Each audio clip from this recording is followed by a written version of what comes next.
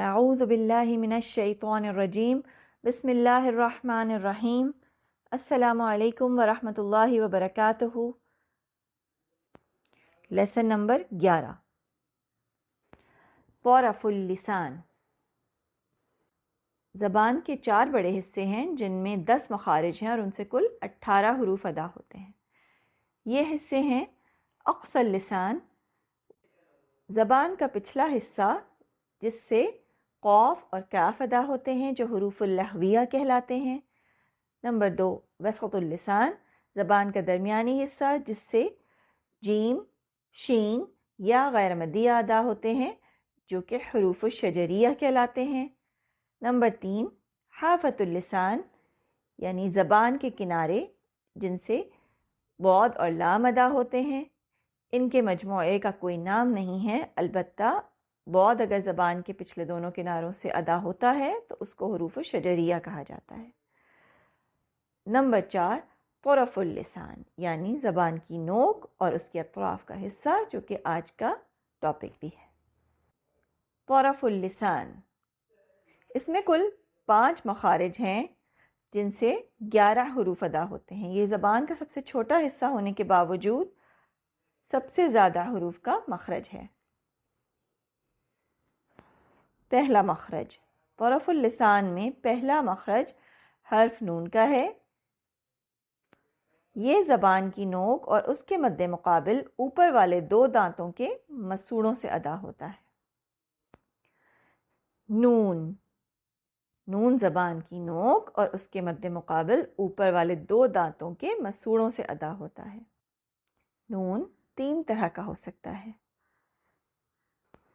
ایک وہ جس کو ظاہر کر کے پڑھا جا رہا ہو یعنی نون المظہرہ، دوسرا وہ نون جس کو چھپا کر پڑھا جا رہا ہو یعنی نون الاخفاء، اور تیسرا نون وہ ہے جو اگلے حرف کے اندر داخل کر کے پڑھا جا رہا ہو یعنی نون المدغمہ۔ نون المظہرہ وہ نون ہے جس کو ظاہر کر کے پڑھا جائے، اس کو ادا کرتے وقت اس کا مخرج زبان کی نوک کی طرف سے بند ہو جاتا ہے کیونکہ وہ اگلے 2 مسوڑوں سے لگ جاتی ہے۔ اس وقت آواز ناک سے جاری رہتی ہے۔ یہ نون کا حقیقی مخرج ہے۔ یہ تب ہوتا ہے جب نون کو ظاہر کیا جائے اور چھپایا نہ جا رہا ہو۔ اس کی مثال ہے من خیر۔ دوسرا نون، نون الاخفاء، وہ نون ہے جو چھپا کر پڑھا جا رہا ہو یعنی اس کا اخفاء کیا جا رہا ہو۔ من دون، اس صورت میں زبان نون کے مخرج پر نہیں جاتی بلکہ اگلے حرف کے مخرج کے قریب جاتی ہے جس کی وجہ سے نون کو چھپایا جا رہا ہوتا ہے۔ نون الاخفاء میں زبان نون کے مخرج کے قریب تو آتی ہے مگر اس کو چھوتی نہیں، جیسے کہ ان کنتم من ضریع، من جوع۔ تیسرا نون، نون المدغمہ، وہ نون جو اگلے حرف میں داخل ہو جائے، اس صورت میں اس کا مخرج استعمال نہیں ہوتا، جیسے کہ من ربہم، من لدنک۔ نون کی مکمل تفصیل نون ساکنہ اور تنوین کے باب میں پڑھائی جائے گی انشاءاللہ۔ ابھی صرف یہ یاد رکھیے کہ نون کا یہ مخرج یعنی زبان کی نوک اور اس کے مد مقابل اوپر کے دانتوں کے مسوڑے، یہ مخرج صرف تب استعمال ہوتا ہے جب نون مظہرہ ہو یعنی اس کو ظاہر کر کے پڑھا جا رہا ہو۔ نون کے مخرج کو واضح سمجھنے کے لیے نون کو ساکنہ کر کے اس سے پہلے حمزہ پر فتحہ لگا کر پڑھیں گے۔ ان، زبان کی نوک کو محسوس کریں کہ وہ اگلے دانتوں کے مسوڑے سے لگ رہی ہے اور وہاں سے آواز باہر نہیں نکل رہی بلکہ ناک سے باہر آتی ہوئی محسوس ہوتی ہے۔ طرف اللسان سے دوسرا مخرج حرف را کا ہے۔ یہ زبان کی نوک اور اس کا اوپری حصہ اور اس کے مد مقابل اگلے 2 دانتوں کے مسوڑوں سے ادا ہوتا ہے۔ نون اور را کا مخرج بہت قریب ہے، ان میں ایک فرق ہے کہ نون زبان کی نوک سے اور را نوک اور اس کے اوپر والے حصے سے ادا ہوتا ہے۔ را کبھی مفخم یعنی موٹا اور کبھی مرقق یعنی باریک پڑھا جاتا ہے۔ مخرج دونوں صورتوں میں ایک ہی ہے۔ مفخم پڑھنے کے لیے زبان کا پچھلا حصہ اوپر اٹھاتے ہیں، جبکہ مرقق پڑھنے کے لیے زبان اپنی اصل حالت میں رہتی ہے۔ تصویر نمبر 3 اور 4 میں دونوں طرح کے را کی بہت اچھی طرح وضاحت کی جا رہی ہے۔ را حمزہ پر فتحہ لگا کر پڑھیں گے تو ار ار۔ نوٹ کریں کہ زبان کی نوک اور اس کا اوپری حصہ دونوں استعمال ہو رہے ہیں اور زبان کی نوک اوپر کے اگلے 2 دانتوں کے مسوڑوں سے لگ رہی ہے۔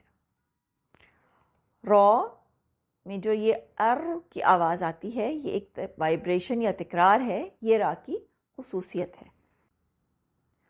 را، نون اور لام، جی ہاں لام، را، نون اور لام، ان تینوں حروف کے مجموعے کو حروف الذلقیہ کہتے ہیں، کیونکہ یہ تینوں زبان کی نوک سے ادا ہوتے ہیں، جسے ذلق اللسان بھی کہا جاتا ہے۔ لام کے بارے میں ہم نے حافۃ اللسان میں پڑھا تھا۔ اس میں آپ کو بتایا گیا تھا کہ لام حافۃ اللسان اور طرف اللسان دونوں سے ادا ہوتا ہے۔ ضاد بھی جو حافۃ اللسان سے ادا ہوتا ہے، اس کو حروف شجریہ میں شامل کیا گیا تھا، لیکن لام کو حروف الذلقیہ کا حصہ بنایا گیا ہے۔ لام کو حروف الذلقیہ کا حصہ بنایا گیا ہے کیونکہ لام کے مخرج میں زبان کے کناروں کے ساتھ ساتھ زبان کی نوک بھی شامل ہے۔ تینوں مخارج کی تصویر دیکھیں تو بخوبی اندازہ ہوتا ہے کہ یہ تینوں ایک گروپ کا حصہ کیوں ہیں، کیونکہ زبان کا ایک ہی حصہ ان تینوں حروف کی ادائیگی کے لیے استعمال ہو رہا ہے۔ طرف اللسان کا اگلا مخرج 3 حروف طا، دال اور تا کے لیے ہے، یعنی اس مخرج سے 3 حروف طا، دال اور تا ادا ہوتے ہیں۔ یہ حروف زبان کی نوک کے اوپری حصے اور اوپر کے سامنے کے 2 دانتوں کی جڑ سے ادا ہوتے ہیں۔ آگے کے 2 دانتوں کی جڑ یعنی مسوڑوں کے اوپر کی نرم جگہ، جہاں دانت مسوڑوں سے مل رہے ہوتے ہیں۔ طا، دال، تا، دال، تا۔ دال اور تا مرقق حروف ہیں، ان کے لیے زبان اپنی اصل حالت میں رہتی ہے۔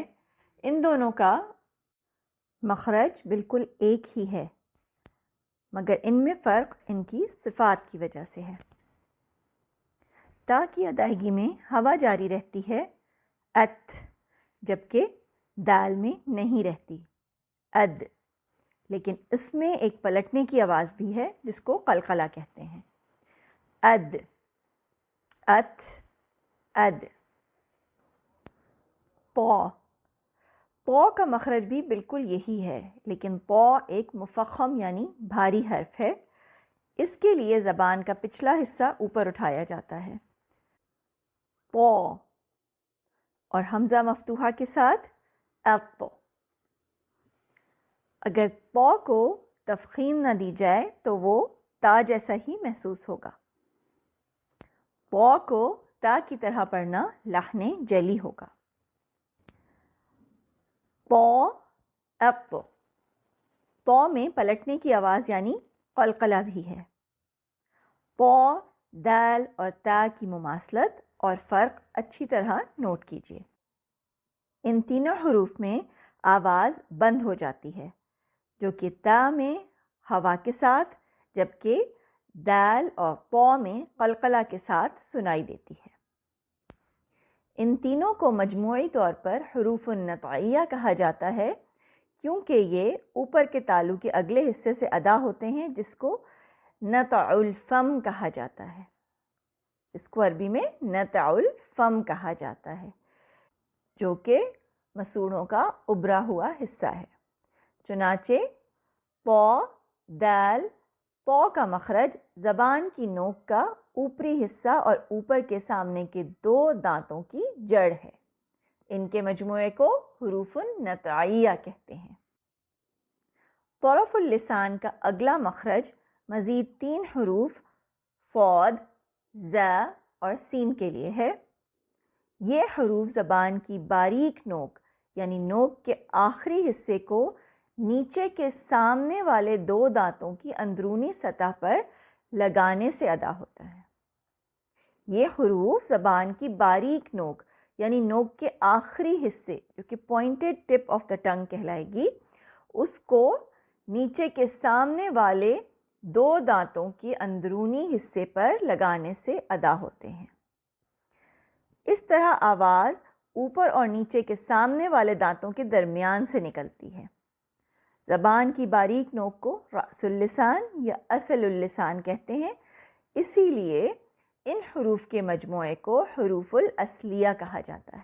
ان حروف کی ادائیگی میں سیٹی جیسی آواز بھی ہے۔